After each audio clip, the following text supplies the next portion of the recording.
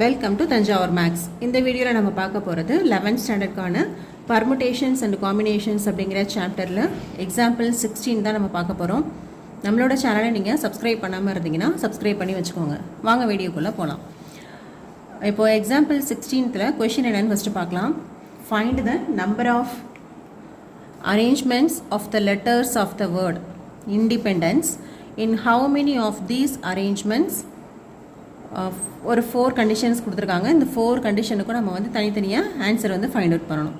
அவங்க கொடுத்துருக்கிற வேர்டு வந்து இண்டிபெண்டன்ஸ் அப்படிங்கிற வேர்டு. இதில் ஃபஸ்ட்டு கொஷின் என்னன்னு பார்த்தீங்கன்னா, do the words start with P. பிங்கிற லெட்டரை வந்து ஃபஸ்ட்டாக வச்சுட்டு எத்தனை வேர்ட்ஸ் வந்து நம்மளால் ஃபார்ம் பண்ண முடியும் அப்படின்னு கேட்டிருக்காங்க. ஸோ ஃபஸ்ட்டு இண்டிபெண்டன்ஸ், அதில் எவ்வளோ டோட்டல் நம்பர் ஆஃப் லெட்டர்ஸ் வந்து எத்தனை இருக்குது அப்படின்னு சொல்லி ஃபஸ்ட்டு பார்க்கலாம். இப்போது இண்டிபெண்டன்ஸ் அப்படிங்கிற இந்த வேர்டில் டோட்டலாக நமக்கு எத்தனை லெட்டர்ஸ் இருக்குது அப்படின்னு சொன்னால் வந்து 12 லெட்டர்ஸ் இருக்குது. ஆனால் அவங்க கொஷின் என்ன கேட்டிருக்காங்க, பிங்கிற லெட்டரில் ஸ்டார்ட் ஆகிற வேர்ட்ஸ் மட்டும்தான் நம்ம வந்து ஃபார்ம் பண்ணணும். அதாவது என்ன மீனிங்னா, ஸோ இப்போ 12 லெட்டர்ஸ் இருக்கு இல்லையா, அப்போ இதுதான் வந்து first place, second place, third place extra. அதே மாதிரி 12th பிளேஸ் வரைக்கும் நம்ம வந்து மாற்றி மாற்றி இந்த லெட்டர்ஸை ஃபில் பண்ணிகிட்டே வரணும். இதில் இந்த ஃபஸ்ட்டு பிளேஸில் வந்து பிங்கிற லெட்டர் மட்டும் மாறாமல் மற்ற லெட்டர்ஸ் எல்லாத்தையும் வந்து மாற்றி மாற்றி அரேஞ்ச் பண்ணோன்னா எவ்வளோ நம்பர் ஆஃப் வேர்ட்ஸ் வந்து ஃபார்ம் பண்ண முடியும் அப்படின்னு சொல்லி கேட்டிருக்காங்க. பட் நான் வந்து என்ன பண்ணுறேன்னா, ஃபஸ்ட்டு இன் ஜென்ரல் இந்த 12 லெட்டர்ஸை வச்சு எத்தனை வேர்ட்ஸ் வந்து என்னால் ஃபார்ம் பண்ண முடியும் அப்படின்னு சொல்லி பார்க்குறேன். அப்போ ஃபஸ்ட்டு பிளேஸில் என்ன பண்ணுவோன்னா, 12 லெட்டர்ஸில் ஒரு லெட்டர் போடுவோம். ஓகே, அடுத்தது 11ல் அப்போ ஃபஸ்ட்டு பிளேஸுக்கு சாய்ஸ் வந்து 12 லெட்டர்ஸ் இருக்கும். ரெண்டாவது பிளேஸில் எத்தனை சாய்ஸ் இருக்கும்னா 11 இருக்கும். மூணாவது பிளேஸ் போடும் போது 10 லெட்டர்ஸ்லேருந்து ஒன்று எடுப்போம். இதே போல் ஃபஸ்ட்டு பிளேஸ் இருக்கும்போது 1 இருக்கும். அப்போ டோட்டலாக பார்த்தீங்கன்னா இந்த 12 × 11 × 10 × 9 × எக்ஸெட்ரா 1. ஸோ இதை நம்ம வந்து எப்படி எழுதலாம்னா, இன் ஜென்ரல் 12 ஃபேக்டோரியல் அப்படின்னு சொல்லி எழுதிடலாம். பட் இங்கே எப்படி இருக்குன்னா, லெட்டர்ஸ் வந்து ரிப்பீட் ஆகுது. இப்போ என்னங்கிற லெட்டர் வந்து 3 டைம்ஸ் வருது. 1 2 3 டைம்ஸ் வந்திருக்கு. இ அப்படிங்கிற லெட்டர் வந்து 4 டைம்ஸ் வருது.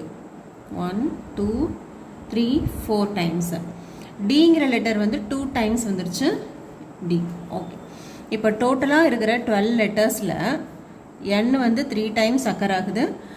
ஈங்கிற லெட்டர் வந்து 4 டைம்ஸ் அக்கர் ஆகுது. டிங்கிற லெட்டர் வந்து 2 டைம்ஸ் அக்கர் ஆகியிருக்கு. ஸோ இங்கே லெட்டர்ஸ் வந்து ரிப்பீட் ஆகிருக்கு. அப்போ லெட்டர்ஸ் வந்து ரிப்பீட் ஆகியிருக்கு அப்படின்னா நம்ம வந்து டோட்டல் பர்முடேஷன்ஸ் ஆர் டோட்டல் அரேஞ்ச்மெண்ட் கண்டுபிடிக்கும் போது என்ன பண்ணுவோன்னா, ரிப்பீட்டேஷன் வந்து இருக்கிறத எல்லாத்தையும் நம்ம என்ன பண்ணுவோன்னா டிவைட் பண்ணிவிடுவோம். அப்போ நமக்கு டோட்டல் அரேஞ்ச்மெண்ட் வந்து எப்படி வரும்னா, டோட்டலாக நமக்கு வந்து 12 லெட்டர்ஸ் இருக்குது. அப்போ 12 ஃபேக்டோரியல் டிவைடட் பை எதெல்லாம் வந்து நமக்கு வந்து ரிப்பீட் ஆகியிருக்கும் அதால் டிவைட் பண்ண போகிறோம். அப்போ ஃபஸ்ட்டு வந்து 3 ஃபேக்டோரியல், 4 ஃபேக்டோரியல், 2 ஃபேக்டோரியல். ஓகே, இப்போ சப்போஸ் இந்த லெட்டர்ஸ் எல்லாம் வந்து ரிப்பீட் ஆகாமல் இருந்தது, வேறு டிஸ்டிங்க்ட் லெட்டர்ஸாக இருந்ததுன்னா 12 ஃபேக்டோரியல் மட்டுமே நம்ம வந்து போட்டுடலாம். பட் இங்கே ரிப்பீட் ஆகிறதுனால இதால் நம்ம வந்து டிவைட் பண்ணி தான் ஆன்சர் போடணும். அதுதான் வந்து கரெக்டாக இருக்கும். ஸோ இப்போ இதோட வேல்யூ வந்து நம்ம என்னென்னு செக் பண்ணிக்கலாம். 12 ஃபேக்டோரியல் நம்ம எப்படி எழுதலாம், 12 × 11 × 10 × 9 × 8 × 7 × 6 × 5 × 4 ஃபேக்டோரியல் அப்படின்னு எழுதிடலாம். Divided by 3 factorial. அதே 3 ஃபேக்டோரியல் எப்படி எழுதுறோன்னா 3 × 2 × 1 அப்படின்னு எழுதிக்கலாம். இந்த 4 ஃபேக்டோரியலை அப்படியே போடுங்க. திரும்ப 2 ஃபேக்டோரியலை 2 × 1 அப்படின்னு சொல்லி எழுதிடலாம். ஸோ இப்போ எதெல்லாம் வந்து கிராஸ் அவுட் பண்ண முடியுதோ அதெல்லாம் கிராஸ் அவுட் பண்ணுங்கள். நெக்ஸ்ட்டு இங்கே ஒரு 2 இருக்குது, இங்கே 6 இருக்குது. 3 டைம்ஸ் கேன்சல் ஆகும். இப்போ 3யும் 3யும் கேன்சல் ஆகிடும். கீழே வந்து டினாமினேட்டரில் ஒரு 2 ஒன்று இருக்குது. இந்த 2வும் 8ம் கேன்சல் ஆகிடுச்சுன்னா 4 டைம்ஸ் வரும். ஸோ ரிமைனிங் எல்லாத்தையும் மல்டிப்ளை பண்ணோன்னா நமக்கு என்ன ஆன்சர் வருதுன்னு பாருங்கள். 12 × 11 × 10 × 9 × 4 × 7 × 5. இப்போ இது எல்லாத்தையும் மல்டிப்ளை பண்ணால் நமக்கு என்ன ஆன்சர் வருது அப்படின்னா, ஸோ 16,63,200 அப்படிங்கிறது வந்து என்னென்னா டோட்டல் அரேஞ்ச்மெண்ட். அதாவது இந்த லெட்டர்ஸ், இந்த 12 லெட்டரையும் நீங்கள் ரீஅரேஞ்ச் பண்ணி எவ்வளோ வேர்ட்ஸ் வந்து ஃபார்ம் பண்ணலாம் அப்படின்னா இவ்வளோ நம்பர் ஆஃப் வேர்ட்ஸ் வந்து நம்மளால் ஃபார்ம் பண்ண முடியும். பட் ஃபஸ்ட்டு கொஷின் என்ன கேட்டிருக்காங்க அப்படின்னு சொன்னால் வேர்ட்ஸ் ஸ்டார்ட் வித் பி அப்படின்னு கேட்டிருக்காங்க. அப்போ ஃபஸ்ட்டு பிளேஸில் நம்ம என்ன மட்டும்தான் போட போகிறோம் அப்படின்னா பிங்கிற லெட்டர் மட்டும்தான் போட போகிறோம். செகண்ட் பிளேஸ்லேருந்து 12th பிளேஸ் வரைக்கும் வேறு என்ன வேணுமோ நீங்கள் போடலாம். இங்கே வந்து ஒரே ஒரு பி தான் இருக்குது. ஸோ அந்த பி வந்து ஃபஸ்ட்டு பிளேஸில் போட்டுற போகிறோம். ஸோ ஸ்டார்டிங் வித் பி அப்படின்னு கேட்டிருக்காங்க. இங்கேயும் நமக்கு வந்து லெட்டர்ஸ் வந்து ரிப்பீட் ஆகுது. பட் ஃபஸ்ட்டு பிளேஸில் வந்து பி மட்டும்தான் போட போகிறோம். மற்ற இந்த 11 லெட்டர்ஸை மட்டும்தான் ரீஅரேஞ்ச் பண்ண போகிறோம். அப்போ இதுக்கு எப்படி நம்ம நம்பர் ஆஃப் பர்முடேஷன் கண்டுபிடிக்கிறது அப்படின்னா டோட்டலாக வந்து இந்த ஃபஸ்ட்டு பிளேஸில் உள்ளது நம்ம மாறவே மாறாது. இந்த ஃபஸ்ட்டு பிளேஸில் உள்ளது அப்படியே தான் இருக்க போகுது. அதனால் அதை மட்டும் விட்டுருங்க. ரிமைனிங் எதையெல்லாம் நீங்கள் வந்து ரீஅரேஞ்ச் பண்ணி மாற்றி மாற்றி போடுவீங்க அப்படின்னா இந்த 11 லெட்டர்ஸை மட்டும்தான் நம்ம ரீஅரேஞ்ச் பண்ணுவோம். அதனால தான் 11 ஃபேக்டோரியல். பட் இந்த 11 லெட்டர்ஸ்லேயும் நமக்கு வந்து ரிப்பீட்டேஷன்ஸ் இருக்கிறதுனால என் வந்து 3 டைம்ஸ் இருக்குது, ஈங்கிற லெட்டர் வந்து 4 டைம்ஸ் இருக்குது, டிங்கிற லெட்டர் வந்து 2 டைம்ஸ் இருக்குது. அப்போ அது எல்லாத்தையும் நம்ம என்ன பண்ணுவோம்னா டிவைட் பண்ணுவோம். எங்கெல்லாம் ரிப்பீட்டேஷன் இருக்குதோ அங்கெல்லாம் கண்டிப்பாக நீங்கள் டிவைட் பண்ணி தான் பர்முடேஷன் போடணும். ஸோ இது அப்படி இதோட வேல்யூ வந்து நம்ம இப்போ ஃபைண்ட் அவுட் பண்ணிடலாம். 11 ஃபேக்டோரியல் எப்படி எழுதலாம்? 11 into 10 into 9 into 8 into 7 into 6 into 5 into 4 factorial divided by 3 factorial can be written as 3 into 1. 4 factorial 2 factorial அப்படிங்கிறதுக்கு பதிலாக 2 into 1. இப்போயும் 4 factorial கேன்சல் ஆகிடுச்சு. 2ஐயும் 6ஐயும் கேன்சல் பண்ணால் 3, இந்த 3யும் இந்த 3யும் கேன்சல் ஆகிடும். திரும்ப 2ஐயும் 8ஐயும் கேன்சல் பண்ணால் 4. ஸோ நமக்கு ரிமைனிங் வந்து 11 into 10 into 9 into 4 into 7 into 5 அப்படின்னு கிடைக்குது. இது எல்லாத்தையும் மல்டிப்ளை பண்ணால் என்ன ஆன்சர் வருது அப்படின்னு பார்த்தீங்கன்னா 1,38,600. இதான் வந்து நம்மளோட ஃபஸ்ட்டு கொஷினுக்கான ஆன்சர். ஓகே, அதாவது பிங்கிற லெட்டர் வச்சு ஸ்டார்ட் பண்ணுற வேர்ட்ஸ் வந்து நம்மளால் எவ்வளோ ஃபார்ம் பண்ண முடியும்னா இவ்வளோ நம்பர் ஆஃப் வேர்ட்ஸ் வந்து ஸ்டார்டிங் வித் பி அதை வந்து நம்மளால் ஃபார்ம் பண்ண முடியும். நெக்ஸ்ட்டு செகண்ட் கொஷின் என்னென்னு பார்க்கலாம். செகண்ட் கொஷின் வந்து all the vowels occur together. So இதில் என்னென்ன வவ்வல்ஸ்லாம் இருக்குது அப்படின்னு சொல்லி ஃபஸ்ட் எழுதிடலாம். ஒரு ஐங்கிற வவ்வல் இருக்குது, அதுக்கப்புறம் 4E இருக்குது, அதுக்கப்புறம் வேறு எதுவுமே வந்து வவ்வல்ஸ் கிடையாது. மற்ற எல்லாமே வந்து கான்சனன்ட்ஸ் தான் இருக்குது. ஸோ இந்த ஃபஸ்ட்டு 5 வவ்வல்ஸ் இருக்கு இல்லையா, இந்த வவ்வல்ஸ் எல்லாமே எப்படி அரேஞ்ச் பண்ணணும் அப்படின்னா இது ரெண்டும் வந்து அக்கர் டுகெதர். இது வந்து இடையில போடக்கூடாது. இந்த வவ்வல்ஸ் எல்லாமே கண்டினியூஸாக தான் வரணும். ஸோ ரிமைனிங் உள்ள கான்சனன்ட்ஸை நீங்கள் எப்படி வேணுமோ ரீஅரேஞ்ச் பண்ணிக்கலாம். அப்போ பார்த்தீங்கன்னா இங்கே டோட்டலாக நமக்கு எத்தனை வவ்வல்ஸ் இருக்குன்னா 5 வவ்வல்ஸ் இருக்குது. இந்த இண்டிபெண்டன்ஸ் அப்படிங்கிற வேர்டில் 5 வவ்வல்ஸ் இருக்குது. அப்போ அந்த 5 வவ்வல்ஸும் நமக்கு வந்து சேமாக தான் வந்துகிட்டே இருக்கணும், தனித்தனியாக போயிடக்கூடாது, எல்லாம் ஒன்றா தான் வரணும்.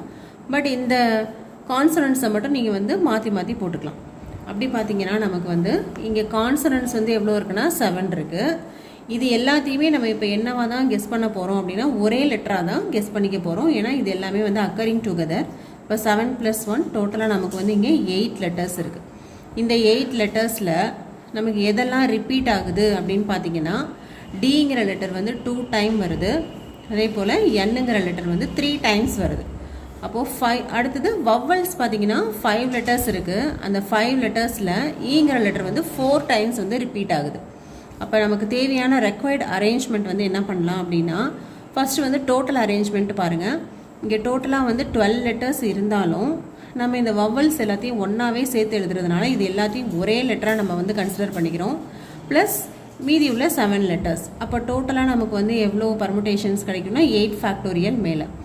இந்த 8ல் நமக்கு வந்து ரிப்பீட்டேஷன் இருக்குது. இப்போ n வந்து 2 டைம்ஸ் வருது, so divide by 2 factorial.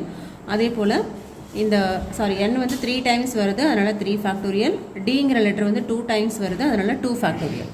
Repetition இருக்கிறதுனால டிவிஷனும் போட்டிருக்கோம். இந்த இன்டூ 5 ஃபேக்டோரியல் பை 4 ஃபேக்டோரியல் என்னன்னு பார்த்தீங்கன்னா இந்த வவ்வல்ஸ் இருக்கு இல்லையா, இந்த வவ்வல்ஸும் நமக்கு வந்து நிறைய ரிப்பீட்டேஷன் இருக்குது. ஐங்கிற லெட்டர் வந்து ஒரே ஒரு தடவை இருக்குது, பட் ஈங்கிற வவ்வல் வந்து 4 டைம்ஸ் அக்கர் ஆகியிருக்கு. அதனால தான் இந்த 5ல் 4 மட்டும் ரிப்பீட் ஆகிறதுனால 5 ஃபேக்டோரியல் பை 4 ஃபேக்டோரியல் அப்படின்னு போட்டிருக்கோம்.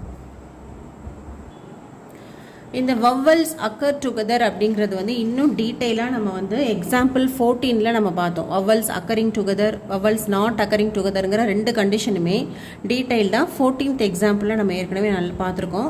சப்போஸ் இது உங்களுக்கு புரியலை அப்படின்னா அதில் இன்னும் நல்லா டீட்டெயிலாக எக்ஸ்பிளைன் பண்ணியிருக்கேன். இது புரியாதவங்க அந்த எக்ஸாம்பிளை பார்த்துட்டு அதுக்கப்புறமா நீங்கள் இந்த ஆன்சர் வந்து ரெஃபர் பண்ணிங்கன்னா ஈஸியாக இருக்கும். ஸோ நெக்ஸ்ட் இப்போ நம்ம அப்படியே கண்டினியூ பண்ணலாம். இதை அப்படியே சிம்பிளிஃபை பண்ண வேண்டியதான். 8 ஃபேக்டோரியல் எப்படி எழுதலாம்? 8 into 7 into 6 into 5 into 4 factorial divided by 2 into 1 into 3 into 2 into 1 into 4 factorial. இங்கே வந்து ஒரு 5 factorial இருக்குது. இந்த 4 factorial இங்கே போட்டாச்சு. ஸோ நெக்ஸ்ட்டு நம்ம வந்து கேன்சல் பண்ணிடலாம். இதுக்கும் இதுக்கும் கேன்சல் ஆகிடும். நெக்ஸ்ட்டு வந்து 2க்கும் 6க்கும் கேன்சல் பண்ணால் 3யும் 3யும் கேன்சல் ஆகிடும். நெக்ஸ்ட்டு 2ம் 8ம் கேன்சல் ஆகிடுச்சுன்னா 4 அப்படின்னு கிடைக்கும். அப்போ ரிமைனிங் நமக்கு என்ன இருக்குன்னா 4 into 7 into 5 into இங்கே ஒரு 5 ஃபேக்டோரியல் இருக்குது. So 5 factorial can be written as 5 into 4 into 3 into 2 into 1. So இது எல்லாத்தையும் நம்ம வந்து மல்டிப்ளை பண்ணுறோம். மல்டிப்ளை பண்ணால் என்ன ஆன்சர் வருதுன்னு பாருங்கள். 16,800.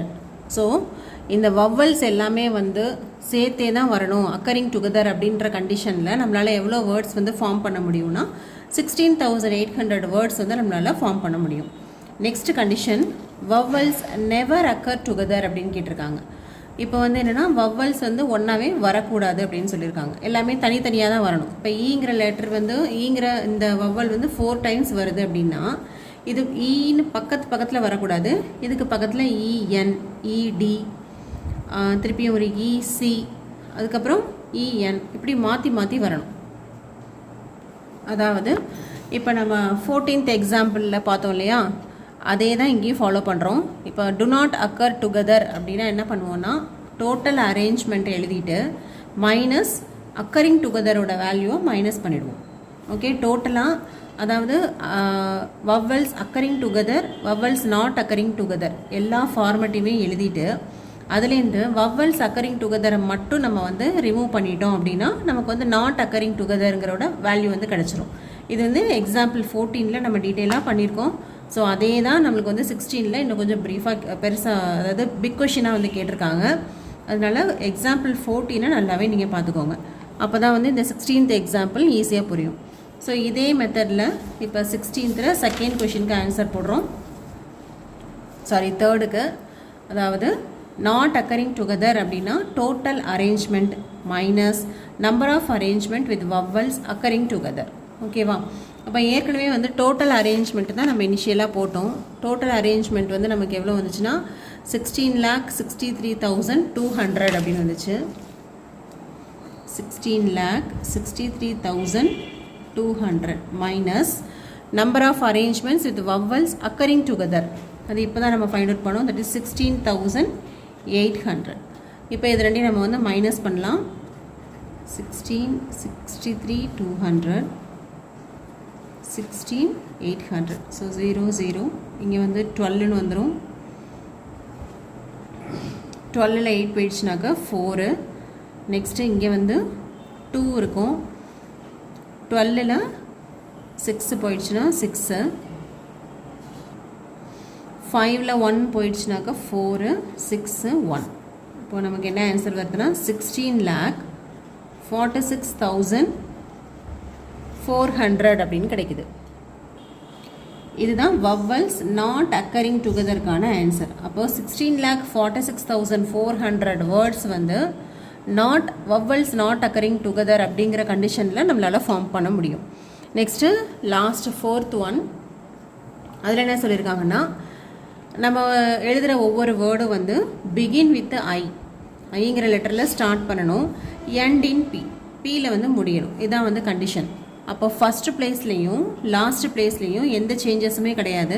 ஃபஸ்ட்டு பிளேஸில் ஐங்கிற லெட்டர் மட்டும்தான் போட போகிறோம், லாஸ்ட் பிளேஸில் பிங்கிற லெட்டர் மட்டும்தான் போட போகிறோம்.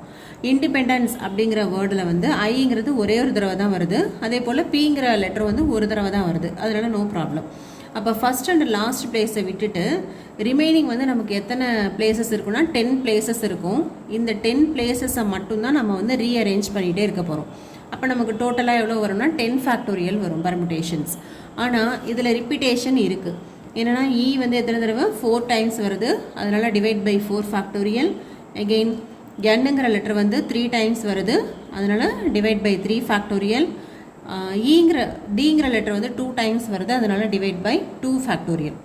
ஸோ இதோட வேல்யூ வந்து என்னென்னு பார்க்கலாம். 10 ஃபேக்டோரியல் வந்து 10 into 9 into 8 into 7 into 6 into 5 into 4 factorial divide by 4 factorial.